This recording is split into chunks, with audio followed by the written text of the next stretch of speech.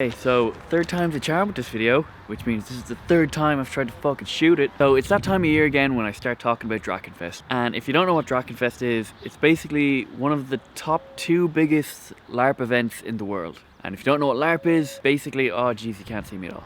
Basically, it stands for live action roleplay, which means, the easiest way to describe it is, you know the movie Role Models? It's like the end of Role Models for a week straight. That's the best description I can give, I think. And last year I started doing videos for people who might not know much about Drachenfest but want to go, or are looking for tips or advice on how to get started. So I'm going to do that again. And with this one I was going to talk about a couple of little things that tend to go a bit unspoken at Drachenfest, like stuff that people know about at Drachenfest after being there for like a week but would have preferred to know when they started. So the first thing I want to talk about is the Orcs. Like the big thing about Drachenfest that a lot of people find exciting and cool is that it has an orc camp, which is basically, it's kind of, the name gives it away. You're not just like a bunch of people with green face paint on.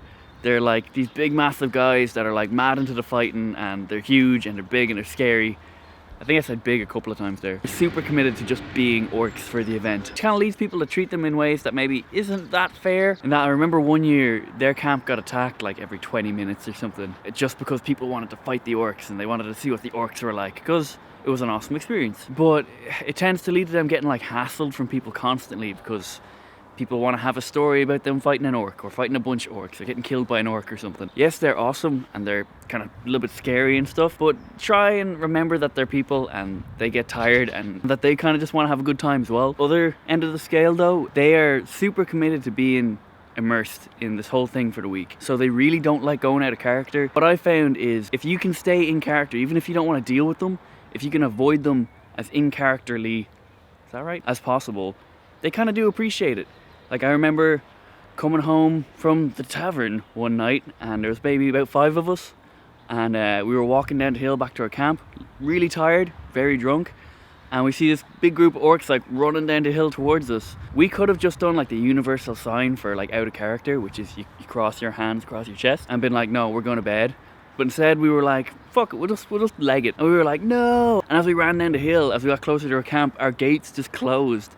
And we were like banging on the gates and the orcs were getting closer. And it was the middle of the night, so it was all dark and confusing. And like some of us got through, but some of us got killed.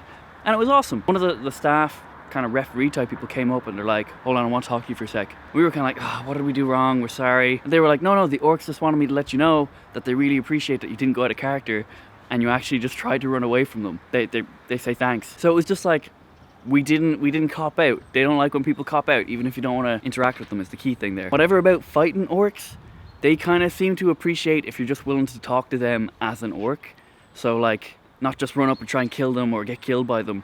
If like you act scared and stuff while having a conversation with them, in my experience they really appreciate that, and it tends to be really rewarding and you get little adventures and stuff out of it. Next point that I'm going to make, that you would think that I wouldn't have to make it, but I kind of do because of the amount I fucking see it at this event. But there are a fair few women's at the event. And yeah, it's set during medieval times and it's like a fantasy type setting, but that doesn't give you an excuse to say and do shitty misogynistic things. Sometimes someone will say something just fucking sexist and be like, oh no, I'm just in character, I don't really think that.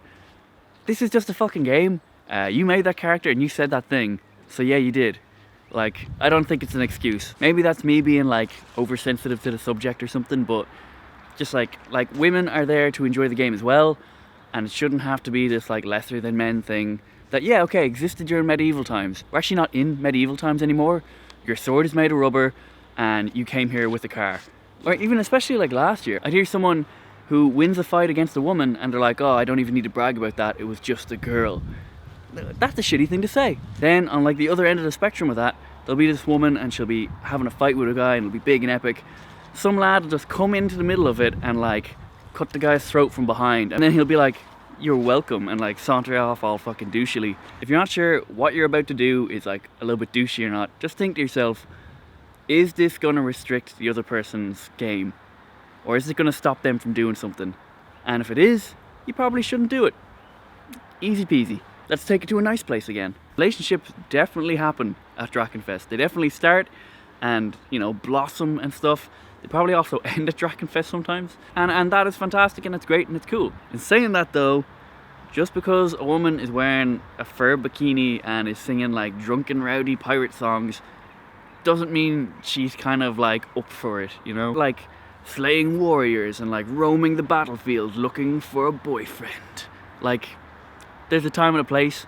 More often than not, that time and place is not in the middle of a fight at Drachenfest. Like, if it's gonna happen anywhere, wait until you're like at the tavern that night, and then if it is happening, make sure it's happening out of character. Like, just straight up ask someone. Literally just like do the cross your arms thing and be like, sorry, are you in character right now? If they're like, yeah, be like, oh, okay. And just don't take it personally. I also want to talk about a couple of little like day-to-day things that people don't really go over too much, or it's easy to miss at the beginning is probably a better way of saying it. One, a lot of the food places don't open till I think 10 or 11 for breakfast. So if you think you're going to be starving in the morning, or even if you might not be, it's better to be prepared. Pick up some like just some little bits and pieces of food that you can keep in your tent in the mornings, like protein bars and stuff, maybe like bottles of water or something. And when the food places do open and you want to get to know other people you're camping with and stuff, maybe ask people to go get breakfast with you. A lot of people always talk about the Fighters Guild and the Mages Guild.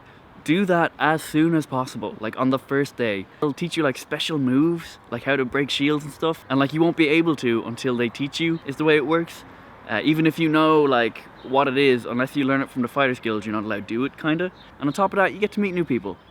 So everyone wins. And if you're into the magic stuff in Drachenfest, go do the Mages Guild like first thing on the first day. Like, there are certain moves they'll teach you at the Mages Guild on one of the days that they won't teach any of the other days, and you have to wait until the next year to do that. The next point is, don't be afraid to be a bit curious when you're walking around like the battlefield or something. Don't necessarily force yourself on other people's stories, but don't be afraid to come up and like ask a question or something. You don't know what you might get involved in. So if you guys have any questions about Drachenfest, or I guess getting into LARPing, though I'm not an expert, I only do it one time a year, but feel free to leave a comment down below. Yeah, that's all for this video. Thanks a million for watching, guys.